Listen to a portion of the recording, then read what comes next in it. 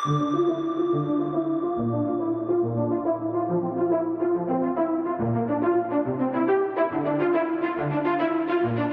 is the Multi-Faith Matters podcast. I'm your host, John Moorhead.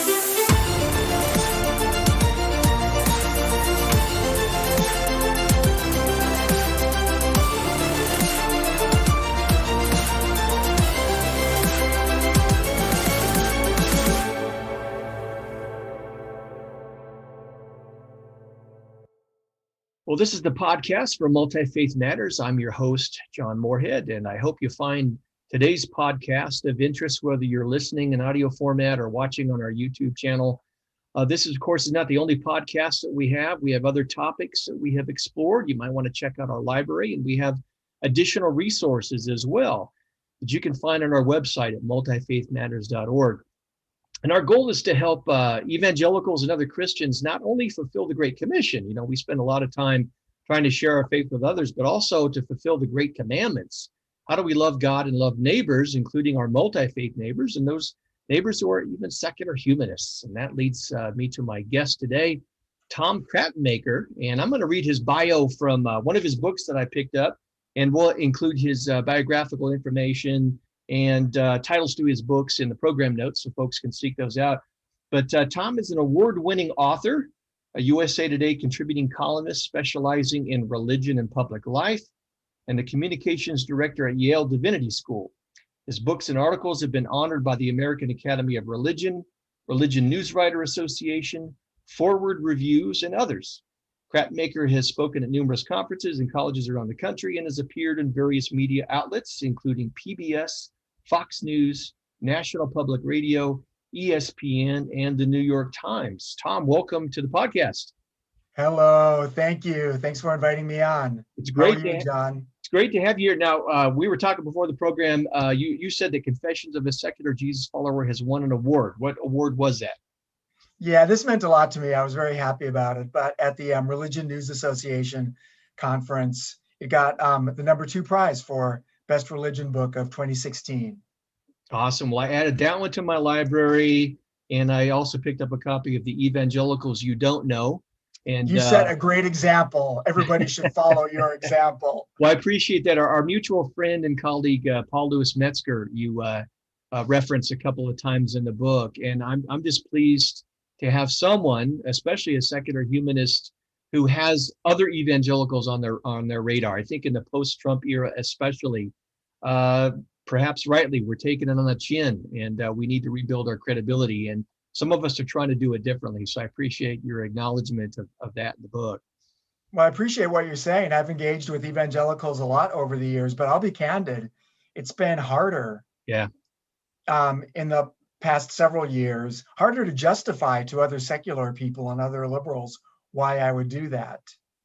But we might get into that in more depth. I think we both know what the main issue has been there. Yeah, definitely. Well, I always like to begin with my guests in hearing your story.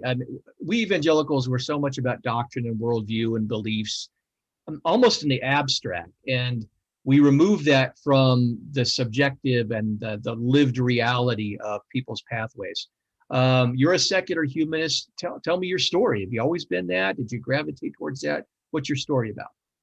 Well, John, I grew up in a marginally religious home. My mother would sort of drag us to church or force us to go. My sisters and I weren't really into it, but for a while in college, I really wanted to become a Christian, and I had a lot of meetings with Campus Crusade for Christ people, went on a retreat one time, and I felt like I was really getting to that point of like a major commitment to Christian faith. But then nothing really happened. It didn't sink in with me. It faded. Some other factors were sort of driving me away from it. For a while in my adult life, I participated in a Unitarian church, so much so that I was even a co-advisor to the youth group and very involved in that. But then over the last 10, 15 years, I've really settled into a secular life stance, but one that's friendly toward religion, and one in which I'm able to still see what's good about religion and try to incorporate the best parts of it into my own life, and even try to speak up for religion, even evangelicals. So part of my story is that I've always engaged with the other, Right. air quotes for those who are hearing only the audio. But I've embedded with the Muslim community for a while. I've embedded with evangelicals. Now I work at a Christian divinity school. Not only do I work there, but it's my job to promote the school. I'm communications director. And so I'm constantly trying to advance the school, sharing what's great about the school and the kind of Christianity that it represents. And I've also been involved in organized secular life in recent years. I was on the board of the Yale Humanist community until its unfortunate demise a couple of years ago. And I'm still involved in a secular humanist group now, something called the Good Life Gathering. And of course, for me, perhaps my main engagement with religion and values has been writing about it, which is how I promote ideas that I think are important. And it's also how I work out my own beliefs Mhm. and my own values in these regards. Now, you mentioned your work in interfaith as a secular person. I sent you some questions previously, but this just came to mind. Uh, as far as I know, there aren't many secular humanists involved in interfaith. Is that a correct understanding? And are you starting to see more? What's that situation like? A few. I've been involved with the wing of humanism that's most friendly toward religion. The person who led the Yale Humanist group, which I was part of, is a pretty big name in secular circles and one who has sort of a pro-religion atheist identity. I'm referring to Chris Stedman, Okay. the author of Faithiest, and Atheist. probably Yeah. a name that you know. Yeah. He He was and the I were executive director of he and I were Untitled at Chapter at Yale. Utah Valley University at a conference together. Yeah, years ago. And so you know that he has a pro-religion stance, not everything that religion says or does, but he's more than willing to engage with religious people, go into partnerships. And secular and humanist students at Yale went into partnership with students in the Catholic ministry for a while, doing some good in the community. I think it was serving the homeless. And so I'm very well aware of this wing of humanism. It's not the only strain of humanism, but it's a strong one. And I think it's a growing one. Well, let me talk to you about terminology issues. There are a lot of Sure. terms that are used out there. You refer to yourself as a secular humanist. We're familiar with the term atheist. I've got some atheist friends and colleagues that we have dialogue with who prefer the term non-theist. Some just go by the term humanist and skeptic. Help evangelicals unpack the terminology. Do people kind of grab onto whatever label they think best fits where they're coming They from? Why have do. you chosen secular humanism? They do. And I can best answer your question by talking about myself. Why don't I call myself an atheist? Well, to me, that label connotes a kind of certainty, Hmm. a lack of humility, whereas I believe questions about the existence and nature of God are pretty unknowable ultimately. I'm more agnostic and in a humble way where those things are concerned. Um, Non-theist, you mentioned, that's another term that says what you aren't Right. rather than what you are, and that's going to be a big part of my answer. Hmm. Sometimes people describe themselves as skeptics. Again, that's to a large degree something related to what you aren't, what you Right. don't believe. I tend to use the word secular, which again is about being non-religious, i.e., what you aren't. But to me, it's not. It doesn't have the same negative connotations and the same connotations of being combative and overly certain and lacking humility. So I tend to go with that, but I usually couple it with what I am, which these days I'm proud to say and happy to say is humanist. That's when you start getting into what are you? What do you believe?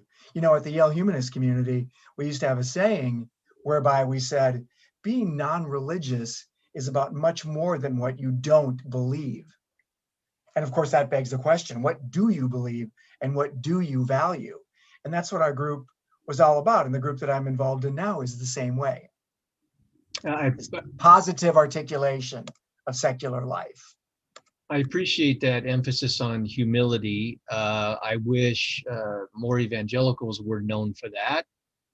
We tend to emphasize alleged certainty, certitude, right? I remember years ago, the title of an apologetics book by Josh McDowell, Evidence that Demands a Verdict, right? You've got to have certainty. But do you, I'm well aware of that book, and I once heard Josh McDowell speak during my campus crusade phase as an undergraduate. yeah, but the older I get and the more I walk in my Christian shoes, the more I value humility. Um, Maybe I can push the envelope and say, I think it's okay to consider oneself a Christian agnostic in the sense that one is leaving room for the possibility that one could be wrong, certainly in at least certain areas. I mean, I've changed my understanding in some areas of my Christian faith over the years. So I appreciate and value humility in myself and in conversation partners. That So really rings true for me.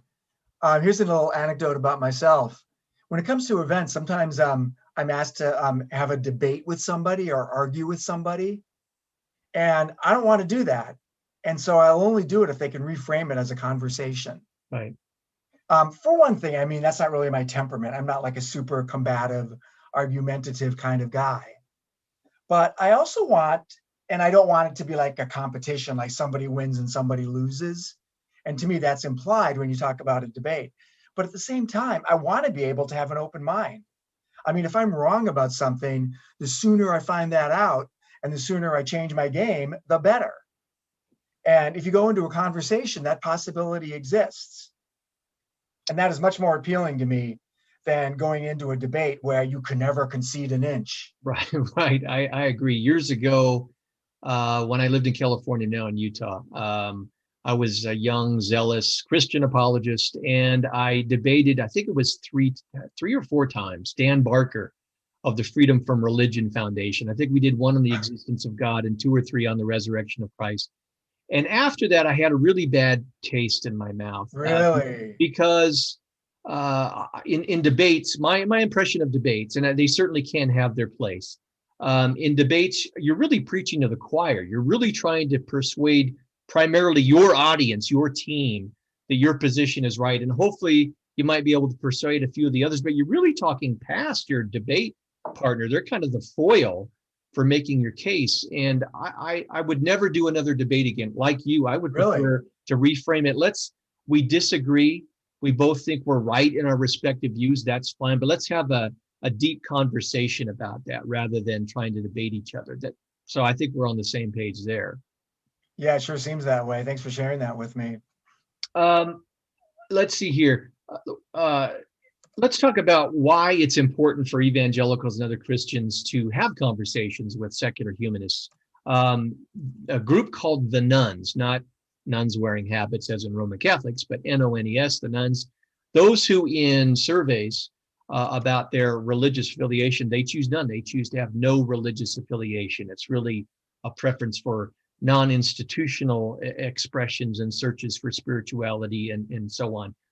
That is a huge and growing segment of the American population.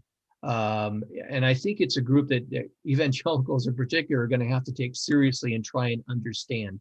And a part of that, of course, are secular humanists, atheists, and others.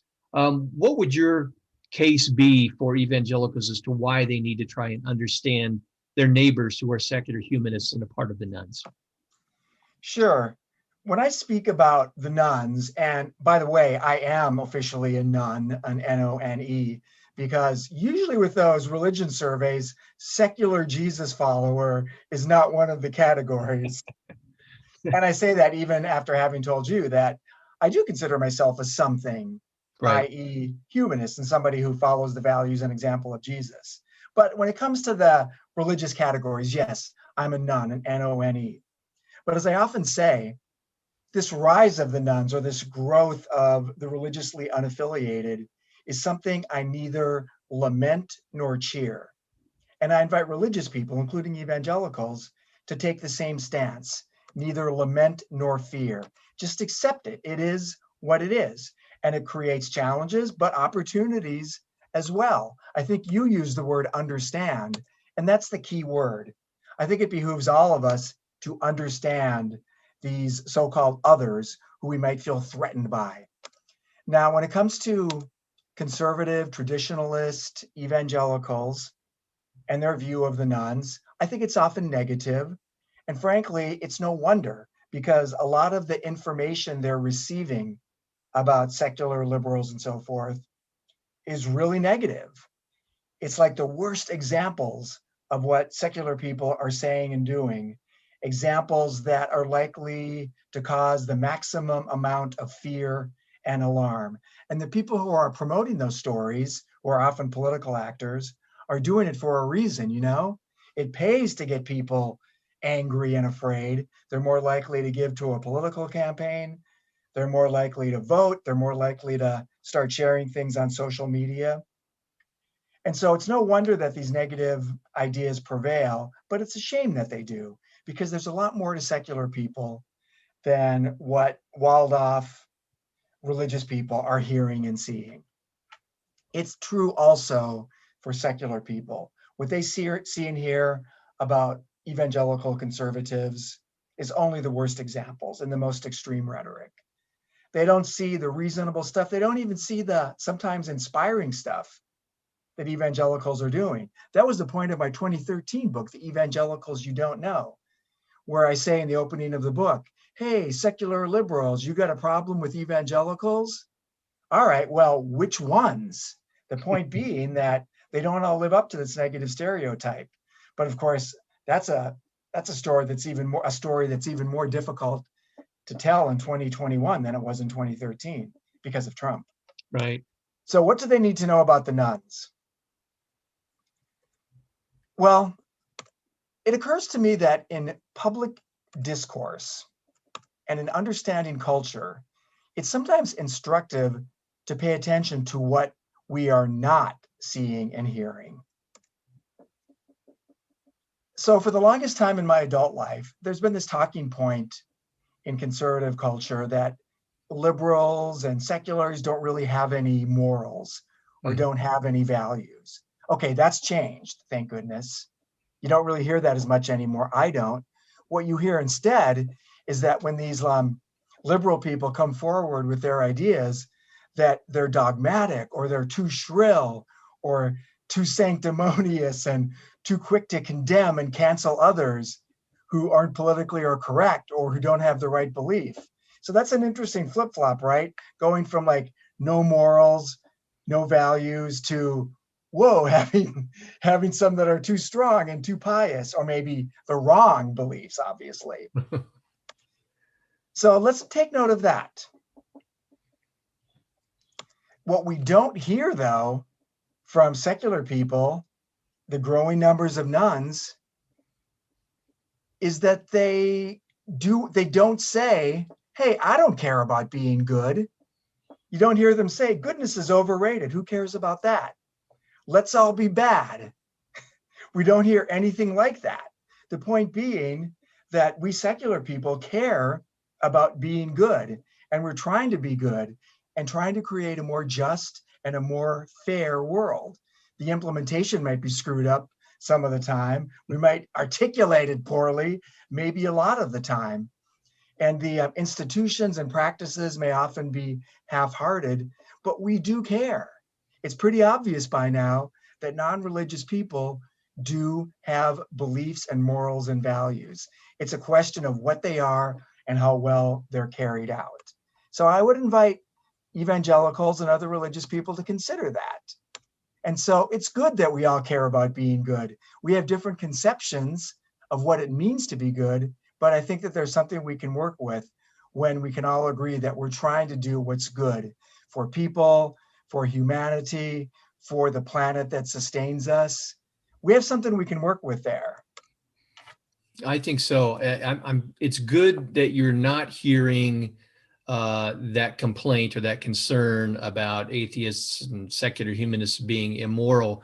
I wonder if maybe it's just not being expressed and other perceptions are higher, because I still think there's a relatively recent Pew survey out there where if you look at the Pew survey on their feelings thermometer, attitudes, the affective dimension towards people in other religious traditions, and unfortunately, towards the bottom of the colder end of the feelings, you see Muslims, and even below Muslims, you still see atheists. And one of the concerns is because they don't believe in God, therefore they can't have any morality. So maybe it's still there, but it's just not being expressed. It's not as great as concern as other things. So I don't know, maybe that means we're making progress. I'm not sure. That's my sense. And sure, it's there, but you don't see as many influential pundits Right. and talking heads saying that secular liberal people don't care about anything. They just kill people for fun because they have no values or no moral guardrails around their life. And if somebody says that, they don't say it with much credibility, and fewer people are going to buy it because there's so much evidence to the contrary. Lived experience with each day is disproving, or at least calling into question, what, to me anyway, was kind of accepted a decade ago, or maybe even 5 years ago. Yeah. Well, I appreciate your discussion of why we should take the nuns seriously. I will note a little promo here that in the near future, we'll be having Elizabeth Drescher on to talk about the nuns. She's done some great research in that area. And contrary, my understanding is, contrary to popular misconceptions, many times even in the media, the nuns are not solely just atheists and seculars. These are people who prefer a non-institutional quest and search and creation of their own spirituality, and they're turned off by religious institutions and more traditional religions and that kind of thing, which includes atheists and secular humanists and so on, but is not exclusively that. Is that your understanding of as a nun? Yeah, I think atheists are just one subset of this broad group called the nuns. And it's unfortunate that we don't have a better term. Right. Repeating myself from earlier, none just says what you aren't. Right. So it's a very broad and vague descriptor, but it includes people who are spiritual, people who are still somewhat religious, but don't really participate in any institutions or houses of worship. It includes people who have hybrid identities, Right. where they mix and match a little bit, following their own lights. I would say some of this kind of secular spirituality, which is something I identify with, is really rigorous and really good. But other times it seems like if I were to describe it to you, you would think it was kind of lame. Like sometimes people talk about self-care practices being a spiritual practice. And I'm kind of cynical about that. That doesn't sound super deep to me. But there are forms of secular spirituality that are gaining strength, that are serious, that are really devoted to serving others and getting outside of ourselves, which I think is really important. And so there's a whole range. And when I say range, I also mean the seriousness of the commitment that people bring to it. And a lot of it's experimental, it's iterative, it's being developed as we go. It's a new thing. And I will say that institution building under that umbrella is tough. Most definitely. I really like your repeated emphasis on the importance of terminology. I'll share one of my pet peeves in the evangelical world, the terms churched and unchurched. We tend to refer to people as to what we think they should be or where we think they should be, rather than allowing them to self-identify. And it's reductionistic and problematic. And so I think in culture, we have terminology problems. We should allow people to self-identify through that process. And I think dialogue is a part of that process to help do that. Before we talk about what secular humanist spirituality might look like, which may seem strange to some viewers and some listeners, I want to try and unpack a little bit more about humanism. I think when evangelicals think of secular humanists, they think of a Richard Dawkins and that kind of a thing, the so-called new atheists with their rough, aggressive, anti-religious tone. Secular humanism is far broader than the new atheists, does it not? Help us to understand some of the diversity of your community. Secular humanism is, these days, generally a non-religious thing, a secular thing. It values human life. It values rational and science-based approaches to solving human problems. Sometimes there's a critique of humanists saying that they believe in, or they even worship humanity. And I say no. I certainly don't feel that way. And most humanists I know don't feel that way. We would say that we believe in the potential for human goodness or the capacity for human goodness. But personally, I wouldn't say that human beings are good and only good, period. I think that's way too reductive and too optimistic. But the hopeful thing I have is that we have the capacity to be and do good, and we can get better. And so humanism tries to institutionalize around that, promote the best ideas, build community, and build good practices. Again, I mentioned earlier that it may seem strange for some listeners to think of secular humanists as practicing a spirituality. And I don't know that you can help me understand this. I don't know that all would seek out that kind of thing. But what's interesting, I follow various research websites and so on that are starting to look more at secular and atheistic kinds of expressions. And there is this, seemingly to me, kind of this renewed interest in forming community and maybe having some kinds of spiritual practices. You've got an interesting book here, Confessions of a Secular Jesus Follower. How in the world can why would a secular person want to be a Jesus follower? What's the appeal in that context? One of my critiques of the secular mindset is that there's too much of a commitment to figuring it out for ourselves. It meaning like the meaning of life, not to be too grandiose. But there's this thought that we all have to be captains of our own life. There's a temptation to think we have to like figure it all out from scratch.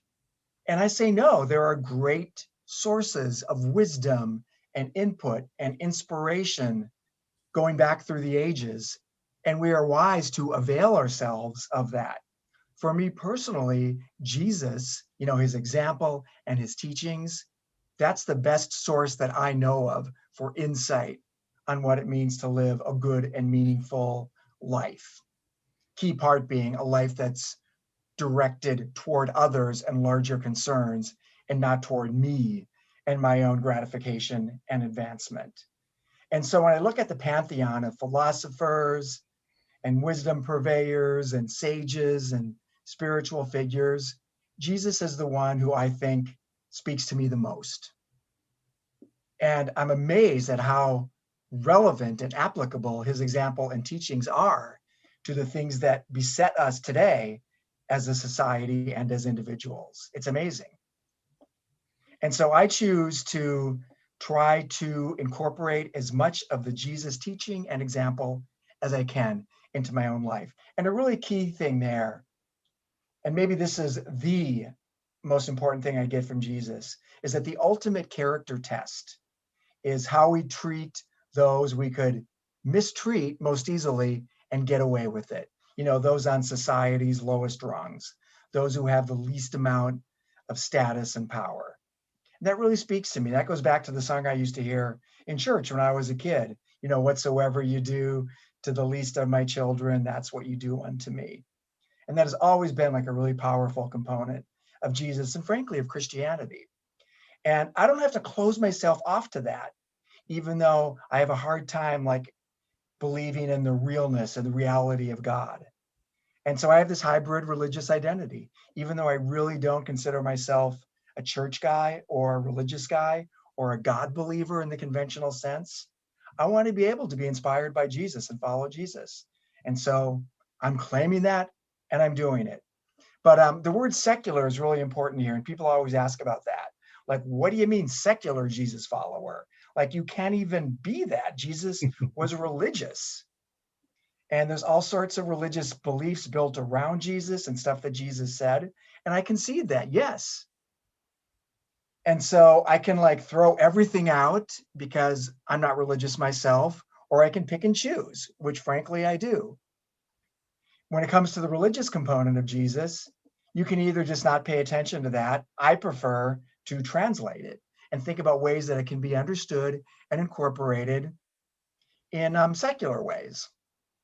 And I even get into that in the Secular Jesus Follower book. I take some of the major concepts of Christianity, like, resurrection, and think about what it might mean to a secular person, what it might mean as a metaphor. But the key thing there is secular. I'm not saying Jesus is secular, but I'm saying that I'm engaging with Jesus in a secular way. Mm-hmm. Interesting. But secular spirituality is my project. Since the book, I've written a series of manifestos for the Humanist magazine of the American Humanist Association, looking at things like what I call the new secular moment, whereby we're long past the moment of the new atheists in the mid and late aughts, and how the four horsemen of the new atheism, their moment is gone by and large. And I wrote a manifesto for them looking at a new form of secular transcendence, or horizontal transcendence, as I like to call it. And I call on secular people to better articulate and better practice what we're about as secular people who are seeking meaning and goodness in our lives. And then the third in that trilogy of manifestos, such a grandiose title, it was Life and Why It Must Continue. But that was probably, of all the articles I've ever written, that's the one that meant the most to me. And I really tried to tackle from a secular perspective why life matters so much and why it is such an urgent project and summons, especially in a time when the continued flourishing of life is under such threat.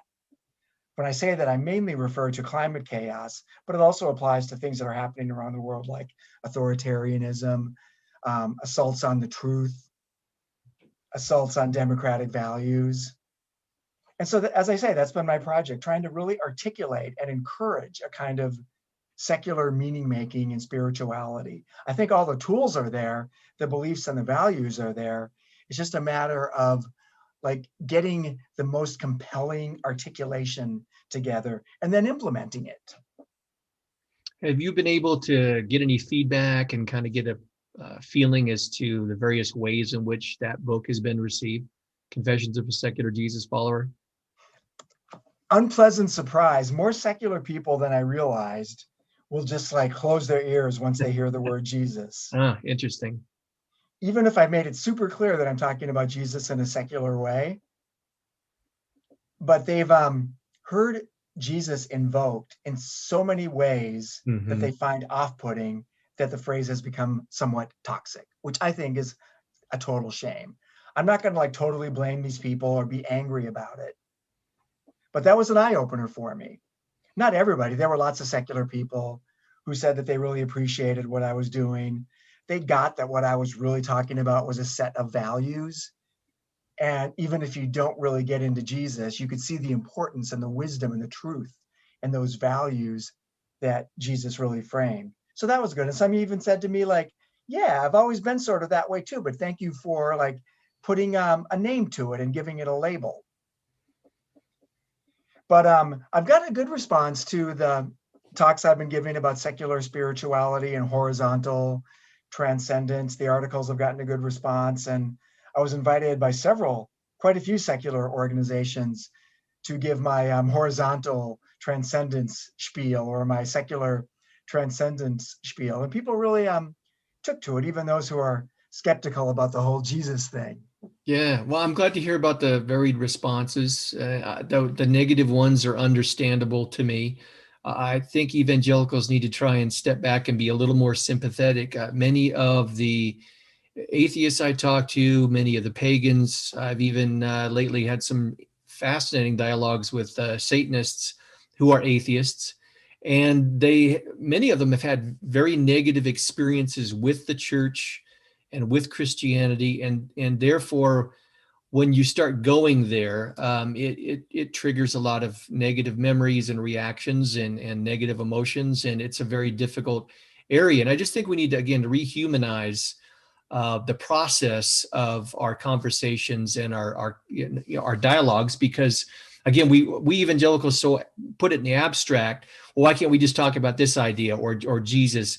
We forget that this is something that's processed through somebody's lived experience, which may be very negative in the past. So I love that you use the word rehumanize, because I use that a lot in talking about Jesus in my secular way. At one point in the book, I call him the great humanizer. And another time, I think I call him the humanizer extraordinaire. And I talk about the way he continually rehumanizes people and situations that have been dehumanized. So a minute ago, I mentioned that I wrote this manifesto about the new secular moment. And I really want Christians in general and evangelicals in particular to pay attention to that. The day of Hitchens and Dawkins and the flame throwing, sure, there's some of that still, but that's largely over. The humanists I'm around, the people who have like flowed into that space that perhaps Dawkins and Hitchens cleared out, they're not like such anti-religion fighters. They'd rather like team up with certain religious people where we have overlapping values and can do some good together. They don't want to keep like fighting religion. For evangelicals, really the bigger problem with them, it's not like the fact that they hate religion, it's that they might be indifferent toward religion and toward Christianity and toward Jesus. But it's a very different ballgame than what existed 10, 15 years ago. In what ways are secular humanists pursuing things like transcendence and meaning and this type of thing? It's not a surprise to me to see this development. Depending upon how one defines religion, I think human beings we have evolved to be religious creatures. We can't just go through life eating and drinking and reproducing. We seek meaning, we seek community, we seek connection with something beyond ourselves. Whether that, even if one rejects a god or gods or what have you, we still have that desire. And so it doesn't surprise me to see the secular humanist community seeking to find those kinds of things. How is that search, that human need, working itself out in secular humanism? There's a great phrase that the American Humanist Association uses. It's actually their motto, and it's on their publications and website. And it says, at first it was good without a God, and now it's good. At first it was good without God, and now it's good without a God. And so a really simple answer is that more and more secular people are trying to do and be good. So what are some forms that takes? Well, there's more secular community. As I alluded to earlier, it's a struggle, especially in a day when there's sort of this hostility or suspicion of institutions. But we have things like Sunday Assembly and Oasis, which are non-religious gatherings that are sort of kind of like church in some ways.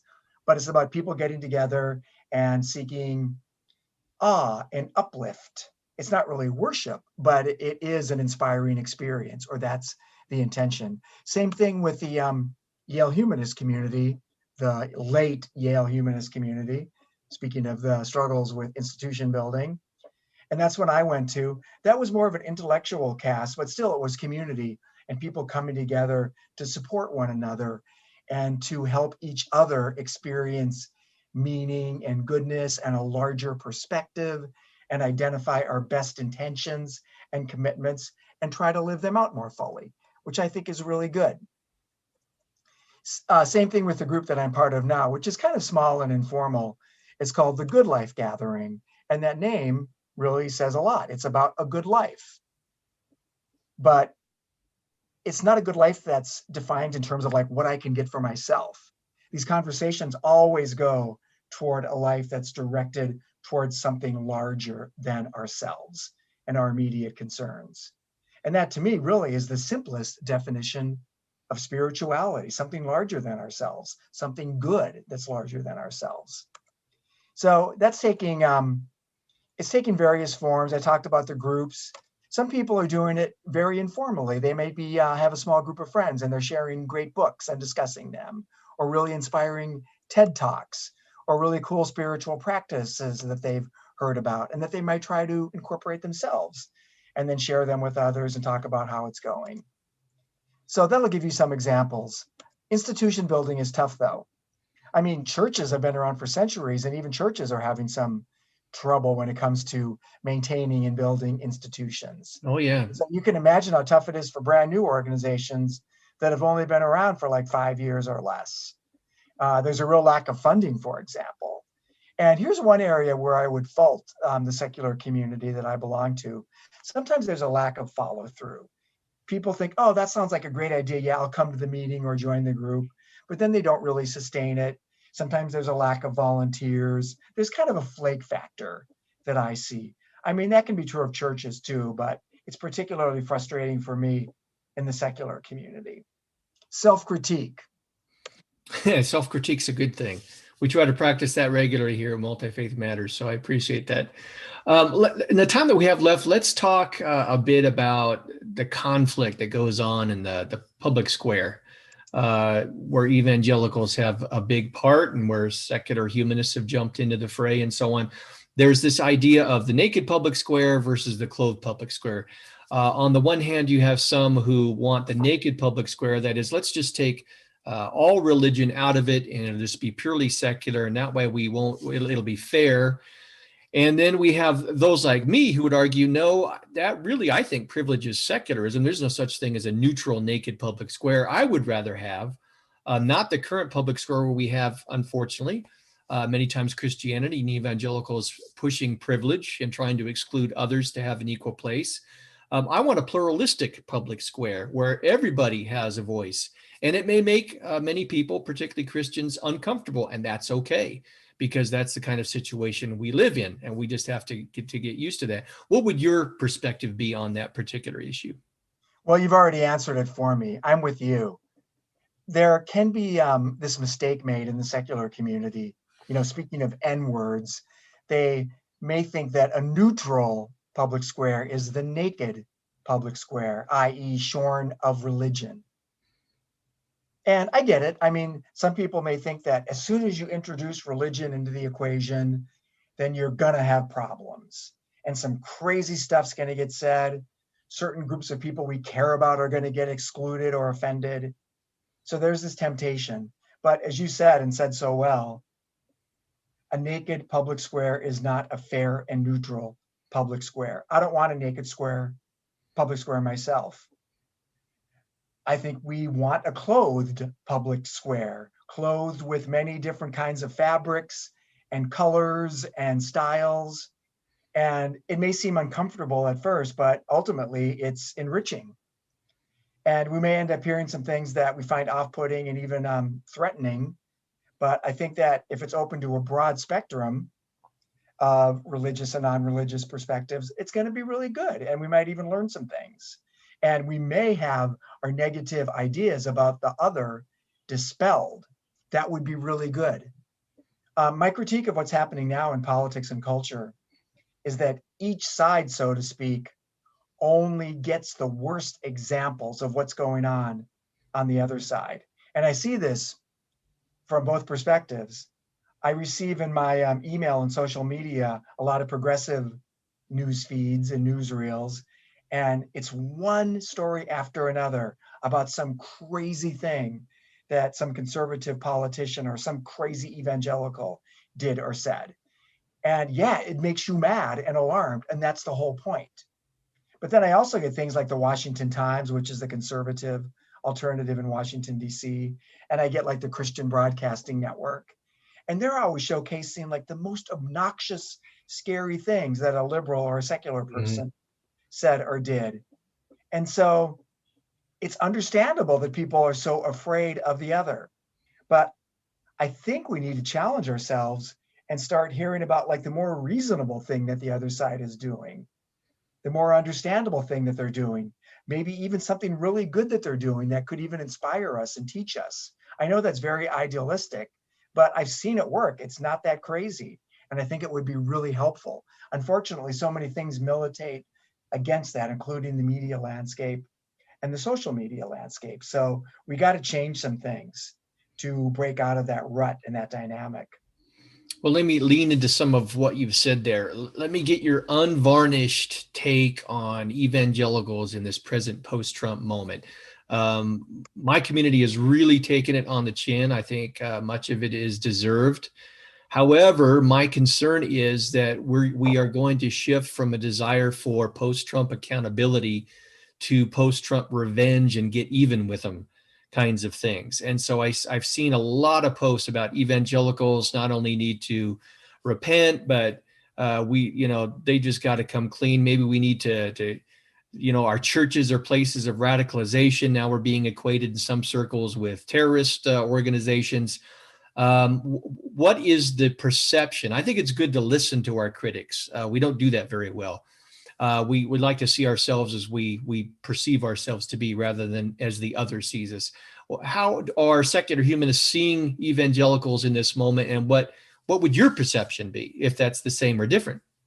Well, it saddens me to say it, and I don't hold the view I mean, I'm the guy who wrote that 2013 book, The Evangelicals You Don't Know, where I basically was saying to progressives, you got to challenge your own stereotypes about who these people are. There are lots of evangelicals who don't fit your negative idea and who are doing really good things.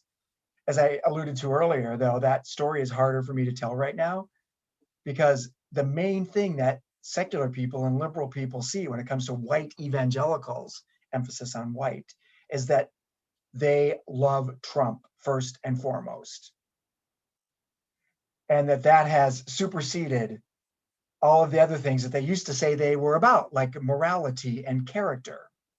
And I think that is such a shame. I think it makes it harder for evangelicals to spread the gospel.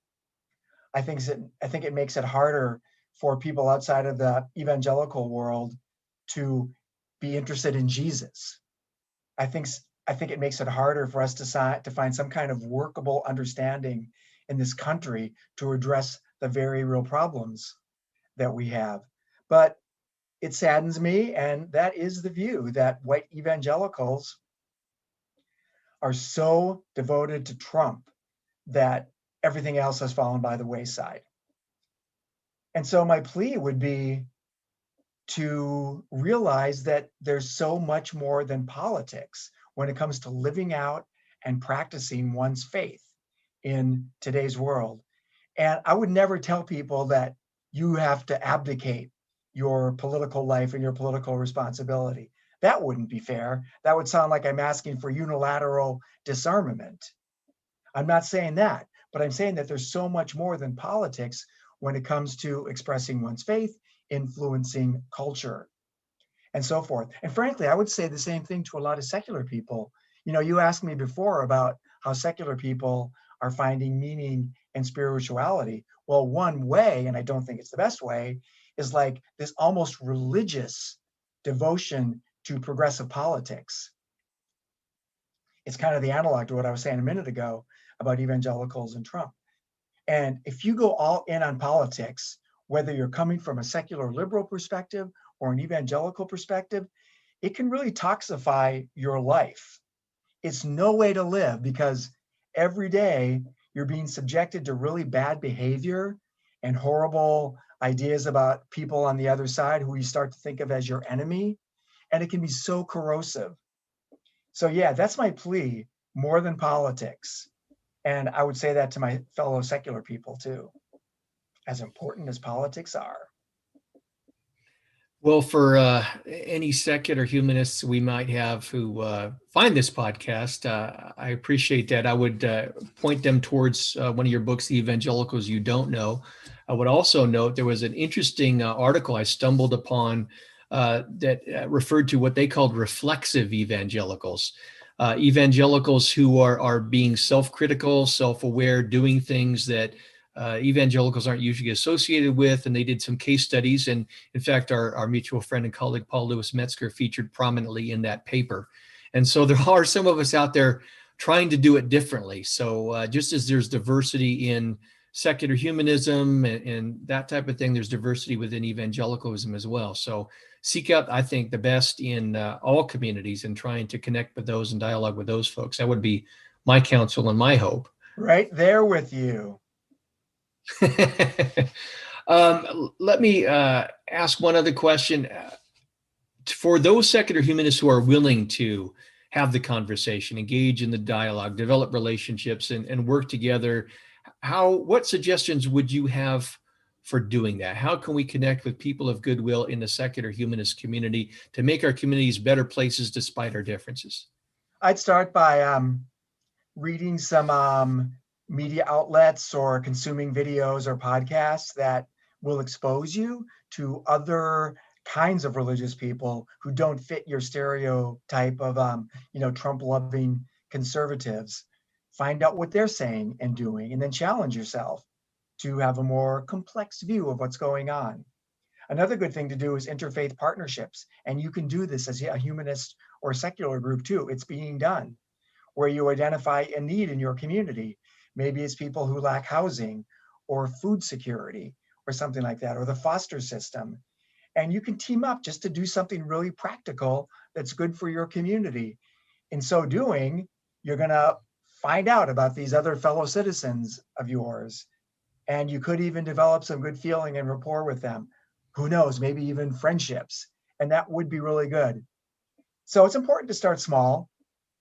It's important not to talk only about politics. When I engage with conservatives and evangelical conservatives, I just like to chat at first and just ask some simple questions and listen. Maybe they want to talk about their kids. Maybe we talk about sports. Maybe we talk about the part of the country we live in, things like that. We can't always just focus on politics and the things that divide us and make us angry. Tom, I appreciate those great words, and I hope that evangelicals and secular humanists will take that to heart and seek each other out as conversation partners and partners in their communities and neighborhoods. Is there anything else you'd like to add or ask as we draw our conversation to a close? I just want to thank you for the work you do. It's so important. Good luck. Keep going. Well, thank you so much. I should have had you on sooner. I don't know why I didn't. I'm glad we were man, able I'm so mad about that. No, I'm just kidding. Well, who knows? No, I'm not mad anymore. That's right. That's right. Well, who knows? Maybe maybe opportunity will surface and we'll come back and be able to collaborate on a project in the future. I would welcome the opportunity. I know you and Paul have worked on some things together, and hopefully some future projects will come in the works. My guest has been Tom Krattenmaker, and you can find his bio and links to his books and the program notes. And we wish him well. I want to thank everyone for listening and for watching. And again, please check our website for additional resources at multifaithmatters.org. And of course, we are a nonprofit organization, which means we need your financial support to keep these kinds of resources possible. So give us a positive rating and consider a donation via our website. Thank you so much, and please tune in again for the next edition of the Multi-Faith Matters podcast.